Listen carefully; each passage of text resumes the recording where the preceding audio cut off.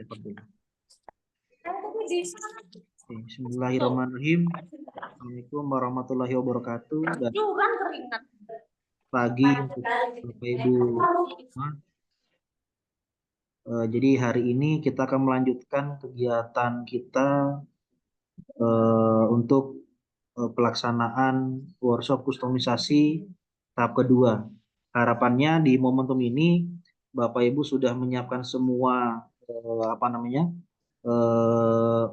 OJS-nya yang sudah dibangun, sehingga nanti di tahap ketiga yang offline kita sudah melaksanakan, jadi Bapak Ibu sudah tidak mulai dari nol lagi. Jadi di pertemuan ketiga nanti offline langsung di UBT, kita langsung ke teknis persiapan supaya kita sudah mulai untuk menerima artikel dan sebagainya. Mungkin seperti itu Bapak Ibu. Oke, untuk mengefisiensikan waktu, kita persilahkan Pak Dudu untuk mulai menyampaikan, Pak. Silakan, Pak. Baik, Bapak Ibu saya izin off cam ya. Posisinya juga sepertinya agak gangguan ini, pakai Telkomsel juga. Saya langsung masuk ke sini ya, ke pembahasan awal ya.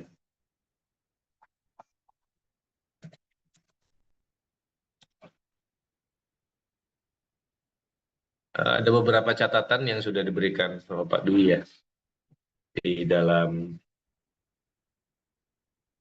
rekapitulasi. Nah, ini mungkin bisa kita diskusikan terlebih dahulu nanti ya, jadi bahan diskusi kita Bapak Ibu. Baik, saya mulai saja. Bismillahirrahmanirrahim. Assalamualaikum warahmatullahi wabarakatuh. Selamat pagi Bapak Ibu, sehat semua ya. Di pertemuan kedua ini kita akan masuk lebih mendalam lagi berkaitan sama setup yang nantinya bisa kita sesuaikan. Khususnya plugin-plugin yang nantinya bisa membantu Bapak Ibu untuk kemudahan dari sisi OJS 3. Jadi kalau untuk di pertemuan pertama kita fokus dalam interface-nya ya, bagian depan dari OJS. Nah, kalau di pertemuan kedua ini kita lebih mendalam berkaitan sama kemungkinan plugin-plugin yang nantinya bisa representatif untuk bisa kita gunakan. Nah, kemudian saya mulai terlebih dahulu dari rekapitulasi yang sudah disampaikan oleh Pak Dwi ya. Yang pertama berkaitan sama gimana cara memindah akun user ya. Nah, ini agak tricky nih Bapak Ibu. Jadi kalau untuk di OJS 2 dan di OJS 3, pembedanya itu pertama ini agak masuk ke ranah teknis ya Bapak Ibu. Bahasa database yang digunakan itu tidak menggunakan database yang sama ya dari sisi karakternya. Nah, secara teknis di dalam database itu ada namanya tabel Bapak Ibu. Nah, di dalam tabel-tabel itu kita harus menentukan terlebih dahulu kategori engine-nya itu apa.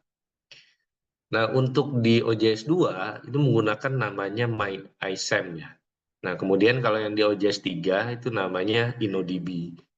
Nah, dua hal itu berdampak dari segi penyesuaian ke dalam OJS. Nah, kalau kita mau melakukan bentuk migrasi, idealnya memang dilakukan secara bertahap. Dan nantinya kemungkinan besar akan ada proses beberapa perbaikan ya, atau fixing yang ada di dalam database tersebut. Jadi kalau kita mau ubah, misalnya ya, OJS 2 yang sekarang itu tetap. Kemudian nanti kita ambil tabel usernya, kemudian nanti kita import ke dalam OJS 3. Nah, itu yang dikhawatirkan memang banyak dampaknya. Terutama dari segi settingan-settingan yang memang sudah berbeda, khususnya tadi di bagian engine. Jadi karena sudah berbeda dari MyISAM ke InnoDB, saya khawatirnya nanti mempengaruhi dari segi operasional. Nah, makanya idealnya mau tidak mau kita lakukan dalam bentuk manual. Jadi dari yang OJS 2, Bapak Ibu bisa lihat mana saja user-user yang aktif dan juga yang kontributif ya. Nah, kemudian baru Bapak Ibu bisa menambahkan. Nah, kekurangannya dari sisi OJS itu tidak ada fasilitas upload untuk impor atau ekspor ya, dari sisi dengan menggunakan misalnya file spreadsheet seperti misalnya Excel, kemudian CSV misalnya seperti itu. Nah, yang memang harus bisa dilakukan kalau kondisinya seperti itu mau nggak mau dengan menggunakan database. Nah, kondisi di awal yang saya sampaikan itu sangat riskan kalau kita menggunakan fasilitas melakukan ekspor terlebih dahulu kemudian impor ke OJS 3-nya. Nah, itu sangat riskan nanti, takutnya malah berpengaruh. Jadi saran saya memang mau nggak mau kita harus melakukan secara manual ya.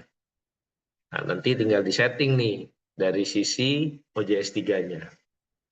Jadi data di OJS 2 nantinya menjadi baseline gitu Bapak Ibu untuk di OJS 3.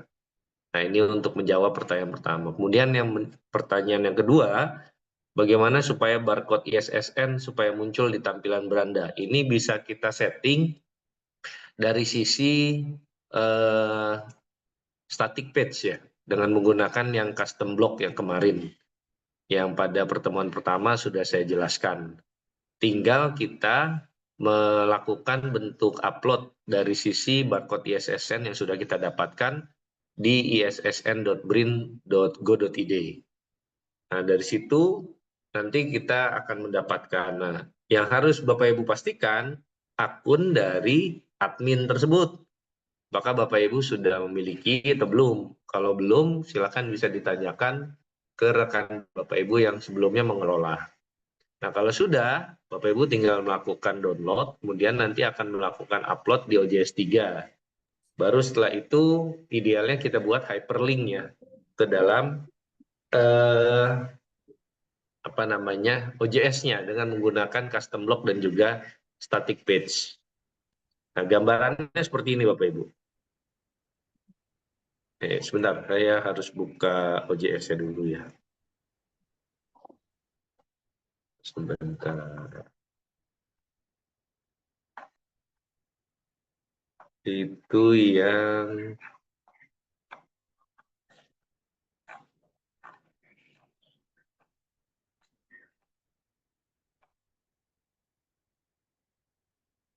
Borneo.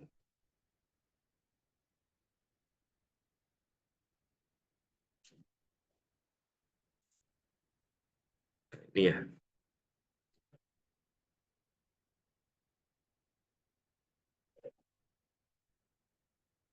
Ini kayaknya yang UBT itu yang Saintek belum diedit ya Bapak Ibu.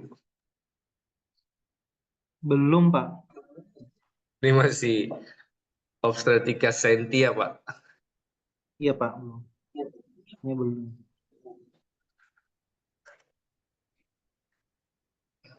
Sebentar.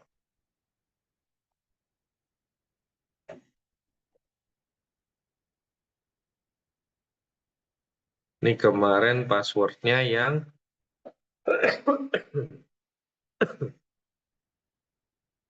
apa ini Pak? Lupa saya. Passwordnya yang bentar. Oh ini ya. Saintek UBT bla bla bla itu ya. Ini. Nah, itu ya.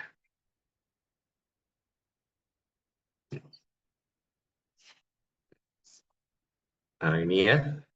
Jadi di sini Bapak Ibu. Di website, kemudian di plugin terlebih dahulu, kemudian kita aktifkan custom block-nya. Nah, ini nanti bisa kita tambah. Kalau ini kan menu untuk menampilkan yang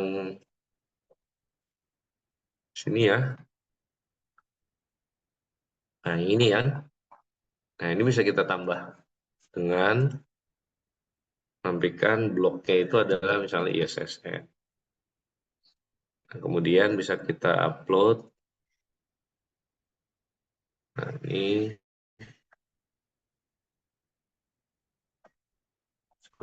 oh, bentar. Saya coba ambil.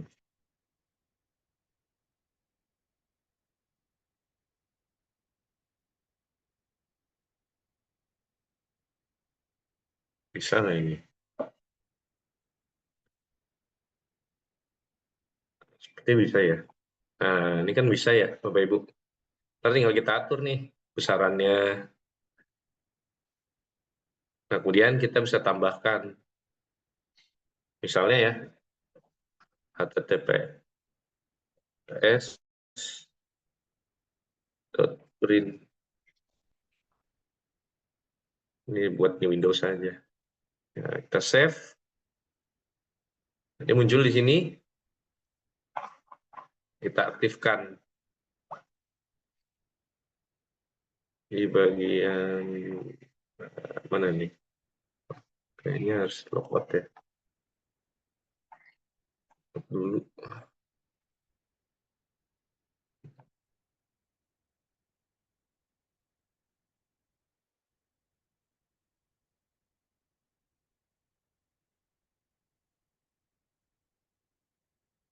Nah, ini udah ada. Save. Nah, tadi kita cek sini. Nah, ini udah ada ya. Ntar kalau klik, dia ke ISSN Brin, Bapak Ibu. Nah, kayak gini. Agak lama nih. Internet saya sepertinya lagi bermasalah. Intinya loading lama. Nggak bisa langsung muncul ke web dari ISSN Brin ya. Nah, itu gambarannya untuk bisa mengaktifkan. Nah, masalahnya di web Brin yang tidak muncul barcode ISSN. Ini pertanyaan web Brin. Web Brin maksudnya gimana ya? Di website BRIN Pak Dudu. Jadi di website BRIN tuh dia nggak muncul ini barcode-nya. Iya, Bapak harus login Kayak gini ke saya coba buka ya. akunnya, Pak. Udah punya akun login ya, Pak? Oh gitu ya.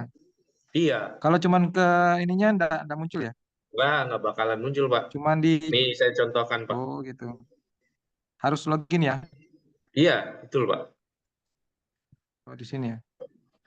Bentar nih. Saya coba cari akunnya dulu Pak sama Sorry ya. pengelola lama. Iya, nah di sini nih, Pak. Manajemen strip ISSN. Nah, ini kan ada ya. Misalnya nih, dapat. Kemudian di mana ya? Nah, ini kan disetujui ya. Nah, di sini nih, Pak. Ini dia nih. Kelihatan ya, Pak? Oke oke siap kelihatan Pak. Nah, ini tinggal di copy, Pak. Atau di save aja. Tinggal proseduralnya seperti ini ya. Supaya bisa muncul. Siap siap. Siap. Oke, yang berikutnya, apakah ISSN berubah atau cukup dilaporkan saja ke ISSN BRIN? Ini maksudnya belum jelas nih, ISSN berubah. Maksudnya itu websitenya dengan sekarang berubah menjadi UBT, seperti itu mungkin ya? Ya seperti itu Pak. Karena kan ini domainnya berubah nih jadi jurnal UBT ACID. Kemudian beberapa juga email tuh berubah tuh. Kemarin kan dikasih email. Hmm,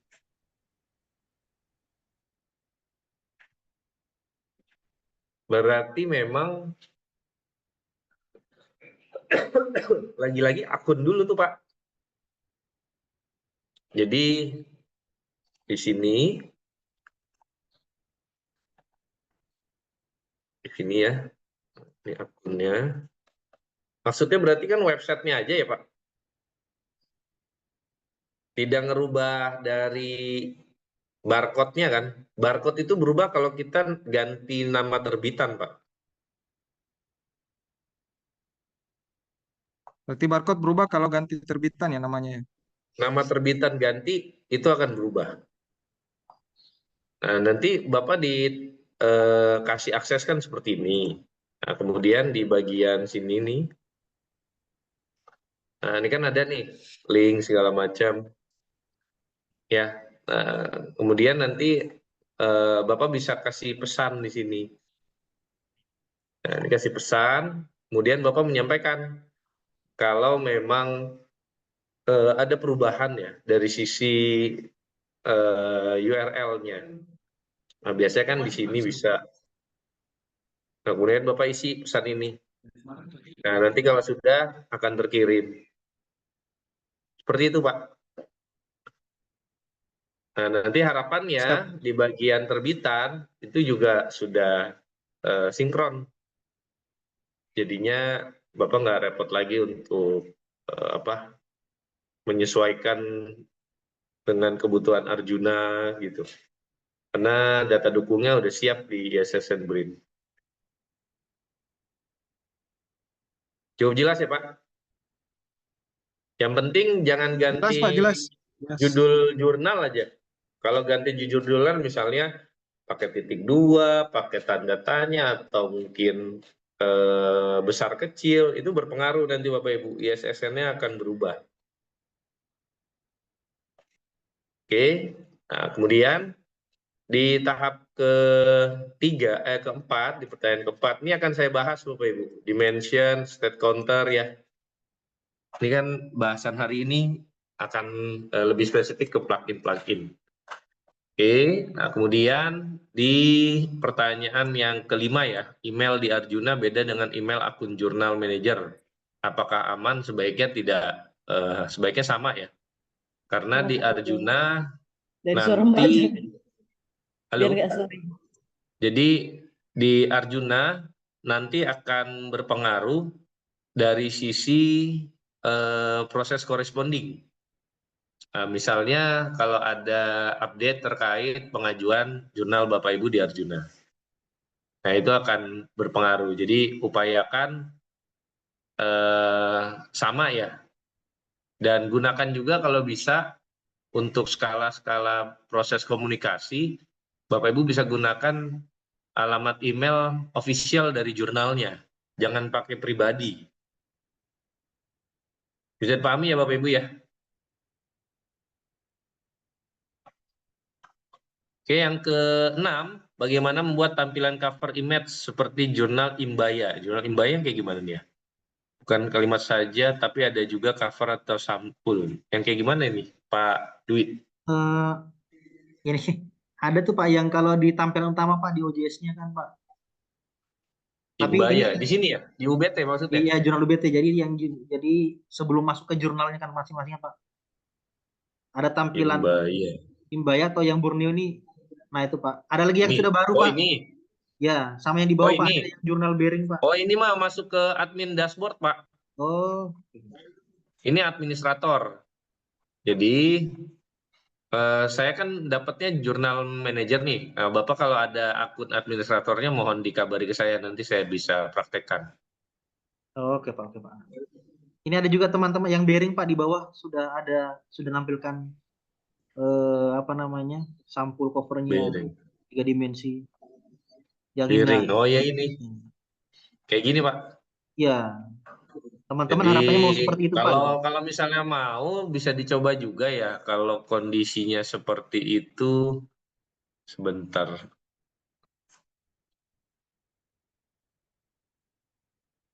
Itu di profil. Nah ini kan kategorinya tadi di coba-coba sebentar. Saya mau memastikan dulu, agak-agak lupa ini. Saya coba perbandingan dengan yang ada di UPN nih.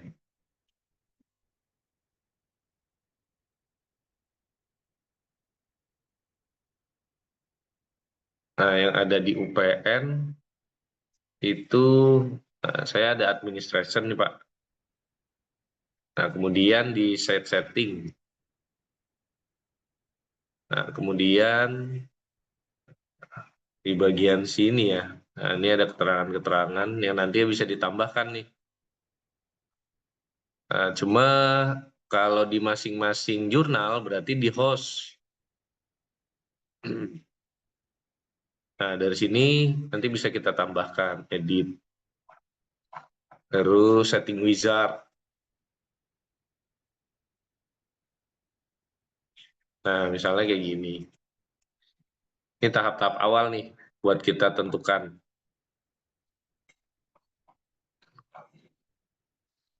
Nah, kalau kondisinya kayak di jurnal,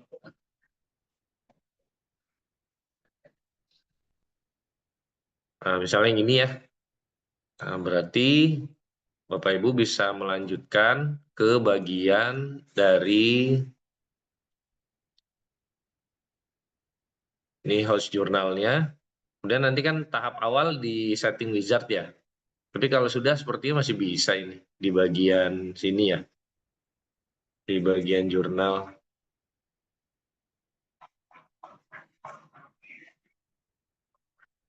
Ini website kayaknya sih. Setup. Nah, ini dia ya. Ini thumbnail. Jadi kayaknya nggak perlu juga sih Pak untuk di admin. Jadi di website. Nah, di sini ya, website, setup, kemudian di bagian homepage image atau thumbnail.